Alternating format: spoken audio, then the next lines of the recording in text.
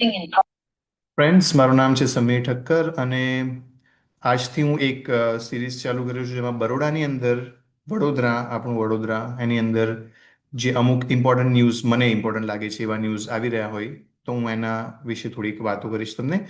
So basically મારા બે source છે. હું કોઈ ન્યૂઝ રિપોર્ટર કે કંઈ નથી. મારી પાસે બે સોર્સ છે, ગુજરાત સમાચાર અને સંદેશ. એ ન્યૂઝપેપરમાં જે આર્ટિકલ્સ આવ્યા હશે તેના બેઝ પર હું થોડાક ન્યૂઝ તમારી સાથે શેર કરીશ. તો આજના દિવસના અમુક ન્યૂઝ છે. પહેલા ન્યૂઝ આપણે શેર કરીશું ગુજરાત સમાચારમાંથી. ફતેગંજથી છાણી જકાત નાકા સુધી રોડ ડિવાઈડર સારું હોવા છતાં તોડ્યું. આ ન્યૂઝ સંદેશમાં પણ છે. સો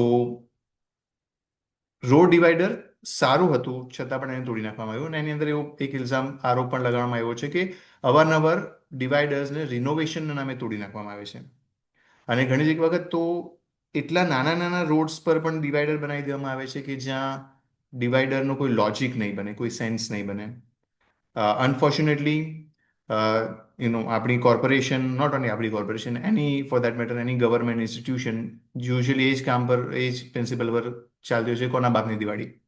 આપણા ખિસ્સામાંથી થોડી પૈસા જઈ રહ્યા છે. સો વાપરો.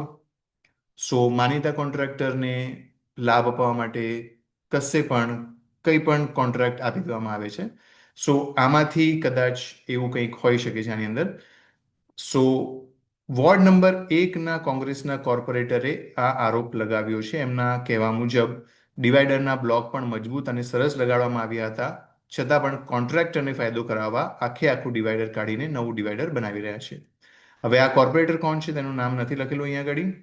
સો લેટ અસ અઝ્યુમ કે કોઈક કોર્પોરેટર હશે જે પોતાનું નામ કહેવા નહીં માંગતો હોય, વિચ ઇઝ વેરી રેર, કારણ કે દરેક કોર્પોરેટરને પોતાનું નામ પેપરમાં આવે અને લોકો એમને જાણે તેની ઈચ્છા હોય, છતાં બી અહીંયા આગળ એમણે પોતાનું નામ નથી રાખ્યું અથવા ન્યૂઝપેપરે ડેલિબરેટલી એનું નામ નથી પ્રેઝન્ટ કર્યું. કદાચ કોંગ્રેસના કોર્પોરેટર છે એટલે ના પણ કર્યું હોય. Biasness against Congress, it's very common. Okay, બીજું ન્યૂઝ છે. વડોદરા જિલ્લામાં ચોમાસાના આગમન સમયે કાંસની સફાઈનું કામ 60% બાકી. 28 કાંસ છે, એમાંથી 11 સાફ થયા છે. That is less than 40%, but let us round it off 40%. બાકીના કાંસની સફાઈ 1 સપ્તાહમાં કરવાની તાકીદ. ઇટ ઇઝ સરપ્રાઇઝિંગ કે આપણી પાસે ઓલમોસ્ટ 1 વર્ષનો ટાઈમ ગયો. ગયા વર્ષે આપણે ચોમાસામાં બહુ સફર કર્યું હતું. 1 વર્ષ નહીં પણ 8 થી 10 મહિનાનો ટાઈમ ગણી શકાય. છતાં પણ આપણે ખાલી 11 કાંસ સાફ કરી શક્યા છીએ. 28માંથી 40% કામ કરી શક્યા છીએ. અને નવા 11 કાંસની મંજૂરી તો મળી પણ નથી. That's very very surprising. ત્રીજું ન્યૂઝ છે. સમા બ્રિજ નીચે વિશ્વામિત્રી નદીમાં સતત છોડાઈ રહેલું દૂષિત પાણી. સો સમા બ્રિજ, મંગલ પાંડે બ્રિજનું મુખ્યમંત્રીએ વિઝિટ કરેલી હતી થોડા દિવસ પહેલા. ત્યારે એની નીચેની કામગીરીનું નિરીક્ષણ કર્યું હતું. સમા બ્રિજ નીચેથી પસાર થતી વિશ્વામિત્રી નદીમાં ખાસ નાખવામાં આવેલ મોટા ગેજવાળી પાઇપલાઇનના સહારે નદીમાં દૂષિત પાણી છોડવામાં આવી રહ્યું છે. સ્પેશિયલ નાખવામાં આવેલી પાઇપમાંથી પડતા મોટા ધોધ અંગે પાલિકા અધિકારીઓ અજાણ હોય એ માની શકાય એમ નથી. સાથે આની અંદર એવો આરોપ પણ લગાવેલો છે કે પાણી એસિડિક હોવાથી બ્રિજના પિલર્સને નુકસાન થવાનો ભય છે. પણ આ માંગણી કોણે કરી છે, તપાસ કરીને સખત પગલાં લેવાની માંગણી કોણે કરી છે તે અહીંયા આગળ કંઈ મેન્શન નથી કર્યું. હાવેવર, અગર આ એક આરોપ લગાવવામાં આવ્યો છે કે એસિડિક પાણી ત્યાં છોડાઈ રહ્યું છે તો ઇટ કુડ બી ડેન્જરસ. એ પિલર્સને નુકસાન કરીને અને ઇવેન્ચ્યુઅલી આખા બ્રિજને નુકસાન કરી શકે છે. So we need to check. Okay, now let us go to Sandesh newspaper. સંદેશના બે ન્યૂઝ આર્ટિકલ્સ છે.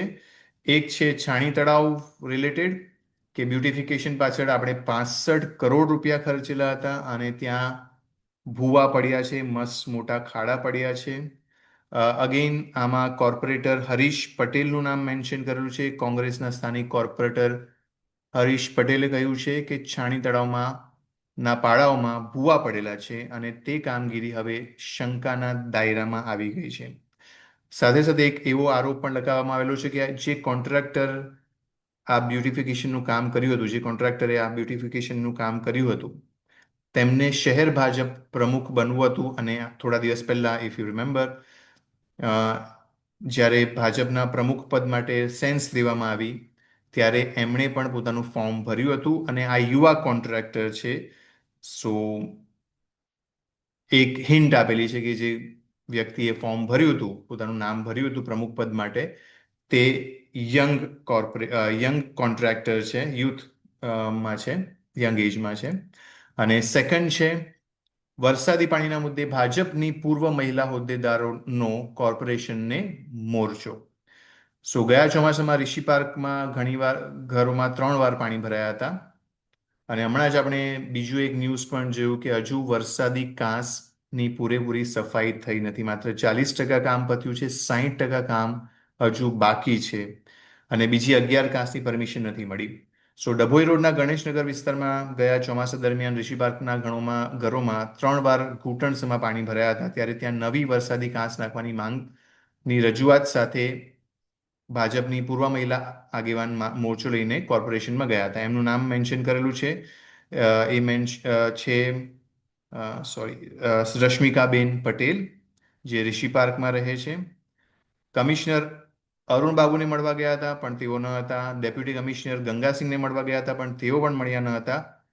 તો આ બાબતની જાણ જ્યારે વિપક્ષી નેતા ચંદ્રકાંત બથુને થઈ, તો એમણે રશ્મિકાબેનને બોલાવ્યા હતા અને એમની પાસેથી એમનું જે એપ્લિકેશન હતી તે એમણે સ્વીકારી હતી.